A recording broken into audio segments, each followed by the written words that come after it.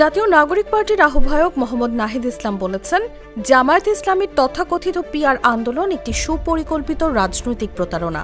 রোববার বিকেলে নিজের ভেরিফাইড ফেসবুক আইডিতে দেয়া এক পোস্টে নাহিদ এই কথা বলেন।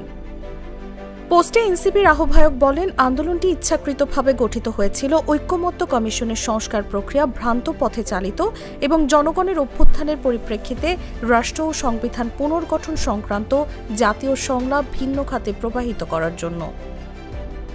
নাহিদ লেখেন, ভোটের আনুপাতিক প্রতিনিধিত্বের ভিত্তিতে একটি উচ্চকক্ষ গঠনের মূল সংস্কার দাবি ছিল সাংবিধানিক নিরাপত্তা নিশ্চিত করার প্রচেষ্টা।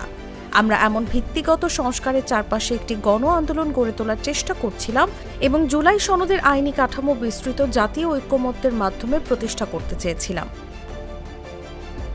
তিনি আরও লেখেন, কিন্তু জামায়াত ও তার মিত্ররা এই এজেন্ডা ছিনতাই করে একে সুকৌশলে পিআর ইস্যুতে নামিয়ে আনে এবং বিষয়টি নিজেদের সংকীর্ণ দলীয় স্বার্থে দর কষাকষির হাতিয়ার হিসেবে ব্যবহার করে। তাদের উদ্দেশ্য ছিল না সংস্কার, বরং ছিল কৌশলী প্রতারণা। নাহিদের অভিযোগ, জামায়াত কখনই সংস্কারমূলক আলোচনায় অংশ নেয়নি, না জুলাই অভ্যুত্থানের আগে না পরে। তারা কখনোই কোনো গঠনমূলক প্রস্তাব দেয়নি, কোনো সাংবিধানিক দৃষ্টিভঙ্গি উপস্থাপন করেনি কিংবা একটি গণতান্ত্রিক প্রজাতন্ত্র প্রতিষ্ঠার প্রতিশ্রুতি দেয়নি।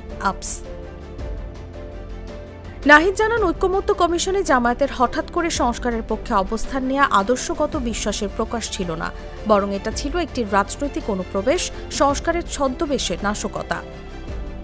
এনসিপির আহ্বায়ক বলেন, আজ বাংলাদেশের জনগণ এই প্রতারণা পরিষ্কারভাবে বুঝে গেছে। তারা এখন জেগে উঠেছে এবং আর কখনো কোনো ভুয়া সংস্কারবাদী বা ষড়যন্ত্রকারী শক্তির দ্বারা প্রতারিত হবে না।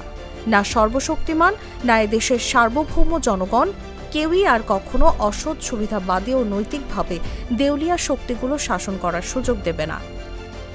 তসলিমা তিথি, জাগো নিউজ।